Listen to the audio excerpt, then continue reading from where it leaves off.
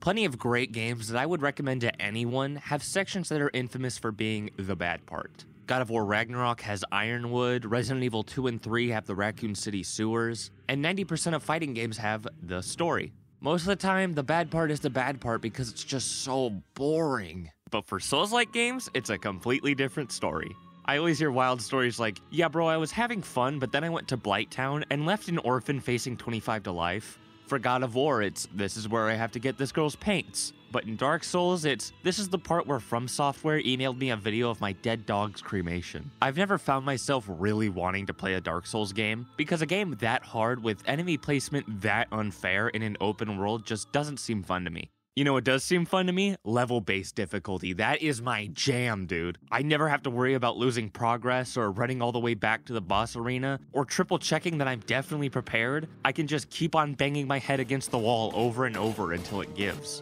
And that's exactly the experience that Armored Core 6 provides. Through checkpoints, supply drops, and satisfying combat, this new installment in the Armored Core franchise really has my kind of hard gameplay. So let's dodge roll into this review, right guys? I'm gonna fucking kill myself. I want to start this review off by talking about the difficulty of this game, as the From Software label is a bit deceiving. I played a bit of Sekiro a year or two ago and turned it off when I got to these flying fuckheads. My friend Byron, you know, this guy. Oh my God! It took him 14 hours to beat Genichiro, the first major boss of Sekiro. Now, he's definitely not the best at video games, but damn, okay, these FromSoft games are tough. I didn't even buy Armored Core 6, my friend Matt did, and I borrowed it off of him to try it out because I didn't want to waste $60 on a game that was too hard for me to beat. But it's honestly much easier than the other FromSoft games, maybe besides Cookies and Cream, but I still have scars from that game kicking my ass. For the ending string I got, I think I played 46 missions, and I only struggled on 6 or 7. And one of them was the first mission because I was still trying to figure out and get used to the controls. But the rest of the missions were surprisingly easy, and I ended up keeping a tally count of how many times I died or restarted a checkpoint. Now, I don't have an exact death count because my motor functions failed me, and a little happened, but I'd say the final count was around 50 to 75 deaths. Definitely not triple digits, though. However, the enemies and missions that gave me shit were really fucking obnoxious. The hardest one for me was the second to last boss I fought, and it took me about 2 hours. And the second hardest was literally the only motherfucker in the game with 2 phases. I'm not sure why he does, I think it was to progress the story and make the player understand the lore implications of why he has a second phase, and how that will affect the plot going forward. But to be honest, I was too furious to pay attention to what was happening in the story when I was fighting him. I will say though that both of these bosses that I mentioned that gave me the most amount of trouble wore me down, and so I put the controller, went to bed, and then beat them in the morning on my first try.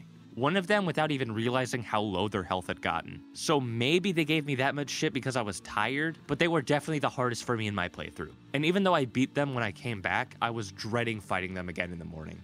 I will say though that this game does also have a boss that will turn away the bad players and define whether or not you should refund the game. I believe it's at the end of Chapter 1, its name is Baltius, and I'll put the gameplay on screen here so you know for sure which one I'm talking about. If you do have a bit of trouble with this boss, I did too, it's definitely not easy. But if you can push through and beat it within an hour or two, I'd say you definitely meet the skill barrier. But if you can't beat it within 2 hours or so, I'd say you should definitely consider refunding the game. I really don't want to sound like a dick, especially because I'm not good enough at other FromSoft games to enjoy them, but I really do think that if Baltius gives you a really hard time, then Armored Core 6 might not be for you. I'm not saying you won't be good enough to beat it, but you might not be good enough to beat it without resenting it. Lastly, in regards to difficulty, I want to real quick just say that I found this game to be similar to Cuphead.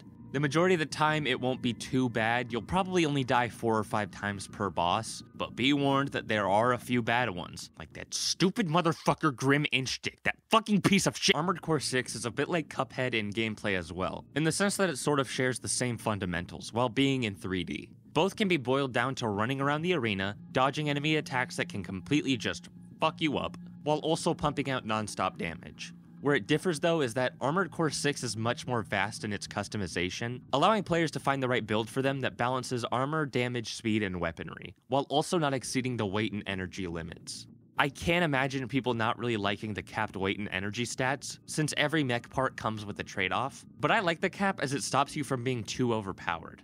Like my build ended up being 2 Gatling guns and 2 rail cannons on a tank tread, which is a very good build for me, with the perfect blend of damage, rate of fire, and evasion speed.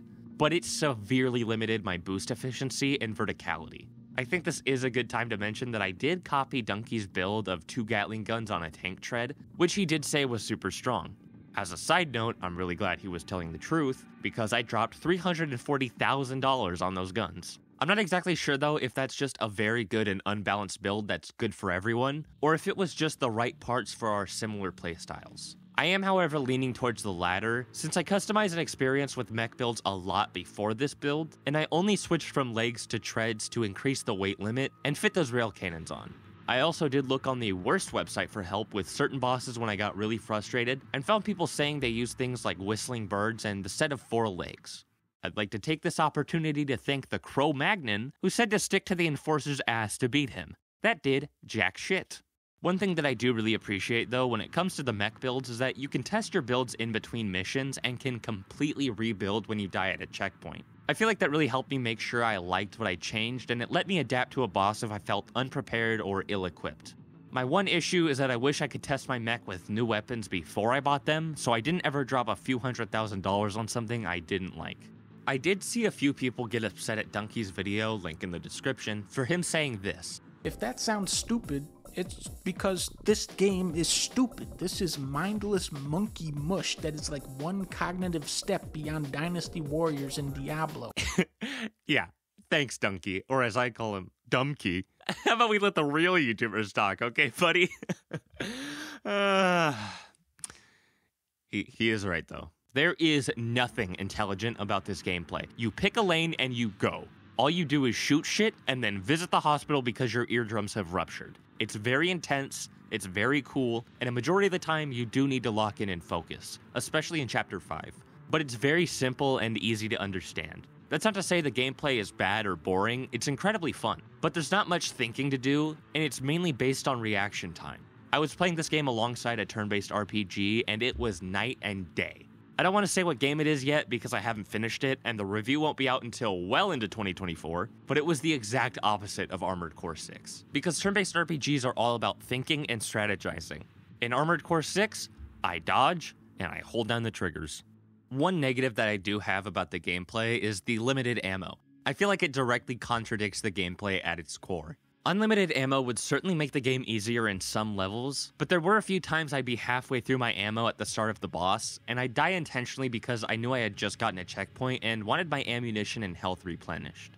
Even though I don't like having limited ammo, I really do like the supply drops. It's not the same caliber as finding an idol in Sekiro or a bonfire in Dark Souls, but getting a supply kit really does ease some tension, as you get full ammunition, all 3 repair kits, and full health, as well as serving as a checkpoint. Speaking of, I do like that you only have 3 repair kits and that you can't use them in sequence, but I do wish there was some sort of upgrade that lets you carry more than 3. Maybe not actual parts like your head or core, but I feel like that would be a perfect upgrade for OS tuning.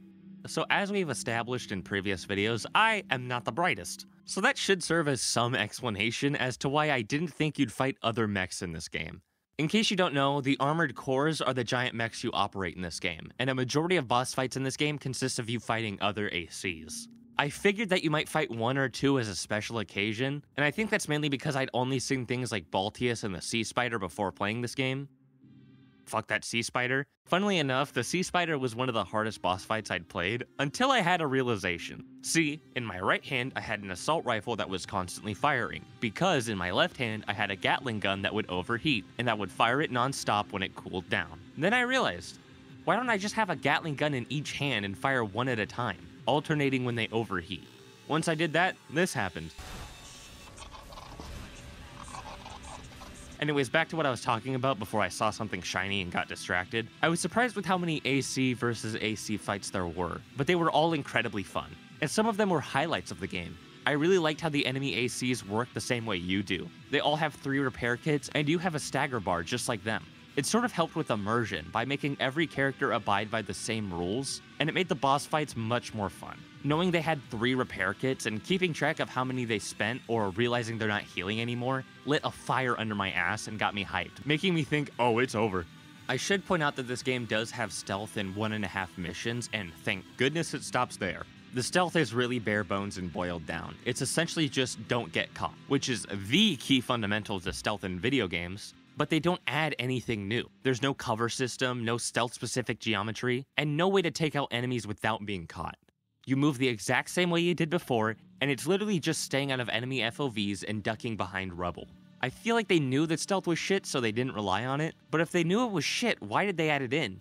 And if they thought it was good, why didn't they utilize it more often? I think maybe they relied on it a bit more initially, but then playtesters later in production reacted negatively towards it, so they scrapped the unnecessary sections. I don't know if that's the case, I don't really know too much about game design, especially on a scale that big, but I feel like that might have been what happened because of the half stealth in one mission. I don't want to spoil the game for you and say how, but the mission after the boss with 2 phases uses a really cool concept, but that concept never shows up again.